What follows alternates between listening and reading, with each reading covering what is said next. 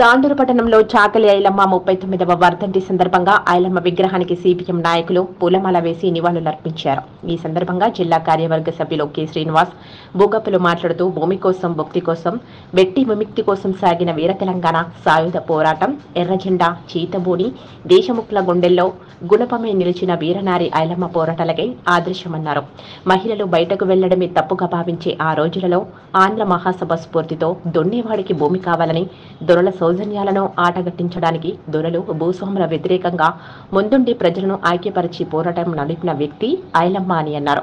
ఈ కార్యక్రమంలో సిపిఎం నాయకులు శేఖర్, రాములు, ఎండి సయ్యద్, జనార్దన్, నవీన్ తదితరులు పాల్గొన్నారు. మహిళల హక్కుల కోసమే కాదు, తెలంగాణలో ఉన్నటువంటి విముక్తి కోసం, తెలంగాణ సామర్థ్య విముక్తి కోసం ఆ రోజు పోరాడినటువంటి వ్యక్తి చాకలి ఐలమ్మ గారు.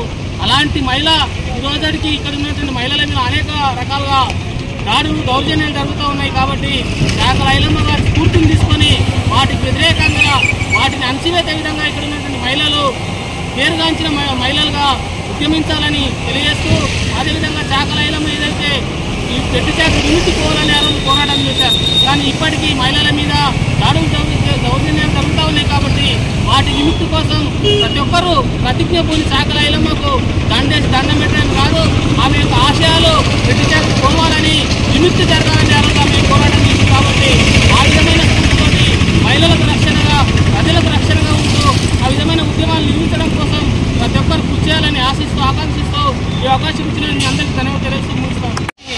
దుర్మార్గులని, దోపిడీదారులని, అదేవిధంగా భూస్వాములని, దొరలని, పెత్తందారులని అందరినీ గిట్ట ఎదిరించి పేదలకు అండగా ఉంటూ ఎర్రజెండా పార్టీలో ఏదైతే ముందుండి పోరాటం చేసినటువంటి చాకలి ఐలమ్మ గారు నేటికి గిట్ట ఒక స్ఫూర్తిదాయకంగా యువతకు కానీ, పేదలకు కానీ, పేద ప్రజలందరికీ గిట్ట అన్యాయం జరుగుతున్న సందర్భంలో ఆంధ్ర మహాసభ పెట్టి ఒక కార్యకర్తగా తయారయ్యి అక్కడ ఉన్నటువంటి దొరలు చేస్తున్నటువంటి అరాచకాలకు ఎదురొడ్డి పోరాడినటువంటి వీరనారి చాకలి ఐలమ్మ. కాబట్టి ఇక్కడ కులము ముఖ్యం కాదు, పోరాడినటువంటి స్ఫూర్తి పేద ప్రజలకు ఏదైతే ఆత్మగౌరవాన్ని, ఏదైతే భూములు వంచినటువంటి ఘనత గొప్పది. కాబట్టి చాకలి ఐలమ్మ గారు అక్కడ ఉన్నటువంటి అరాచకాలు జరుగుతుంటే తమ పంటని, ఏదైతే పండించిన పంటని గిట అక్కడ ఉన్నటువంటి దొరలు, దేశముఖులందరి గిట అక్కడ పేదలు పండించినటువంటి పంటని, తమ పంట ఏదైతే కోసుకొని దొరల యొక్క గుండాలు కానీ, వారి యొక్క అనుచరులు కానీ తీసుకుపోతుంటే వారందరినీ గిట తరిమి కొట్టి పంట పొలాలు ఉన్నటువంటి ఏదైతే పొలాలని అన్నింటినీ గిట, పంటని గిట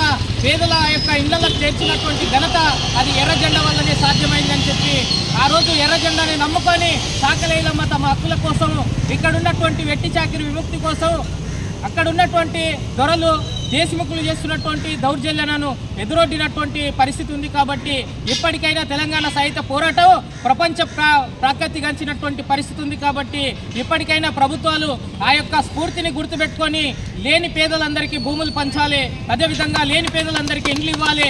మళ్ళీ పోరాట స్ఫూర్తిని కనుమరుగు చేయడం కోసము వర్ధంతి జయంతి ప్రభుత్వం అధికారికంగా నిర్వహించవలసినటువంటి అవసరం ఉంది. మళ్ళీ ఇలాంటి మానీయుల యొక్క విగ్రహాలని ఏదైతే ప్రతి పల్లెలో పెడితే ప్రజలందరికీ చూసి వారి యొక్క స్ఫూర్తిని తీసుకొని ఉద్యమాలు చేయడానికి కానీ, పేద ప్రజలకు జరుగుతున్నటువంటి అన్యాయాన్ని ఎదిరించడానికి కానీ ముందొస్తున్నటువంటి పరిస్థితి ఉంది, ముందుకు వస్తారని చెప్పి ఆశిస్తున్నటువంటి పరిస్థితి ఉంది. సిపిఎం పార్టీగా ఈరోజు ఈ దేశంలో, రాష్ట్రంలో పేదల పక్షాన పోరాడుతున్నామంటే ఇలాంటి నాయకులు చూపినటువంటి బాటలో మాలాంటి వాళ్ళందరికీ ఉద్యమాలు, పోరాటాలు చేస్తున్నటువంటి పరిస్థితి ఉంది. వాళ్ళు ఇప్పటికీ ప్రభుత్వాలు ఏదైతే ఇక్కడ ఉన్నటువంటి ప్రభుత్వాలు పేద ప్రజల యొక్క తిండి కానీ, పేద ప్రజలకు కూడు గూడు కానీ కల్పించడంలో వైఫల్యం చెందుతున్నటువంటి పరిస్థితి ఉంది. మళ్ళీ అనేక ప్రభుత్వాలు హామీలు ఇస్తున్నాయి. ఇప్పుడు నూతన ప్రభుత్వం గిట్ట పేదలందరికీ హామీలు ఇచ్చారు.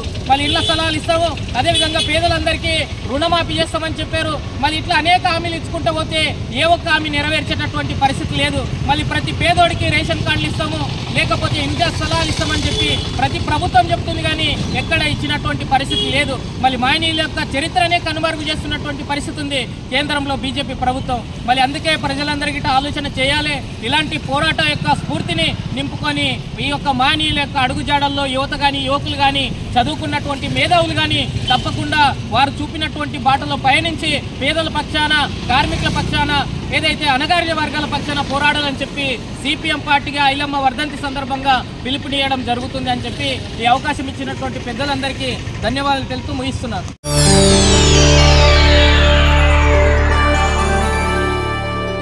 చేయండి, షేర్ చేయండి. కోసం ఛానల్ ని సబ్స్క్రైబ్ చేయండి. అలాగే ఇక్కడ ఉండే ఈ గంట సింబల్ ని క్లిక్ చేయండి. మేము అప్డేట్ చేసే ప్రతి వీడియో నోటిఫికేషన్స్ మీకు వచ్చేస్తాయి.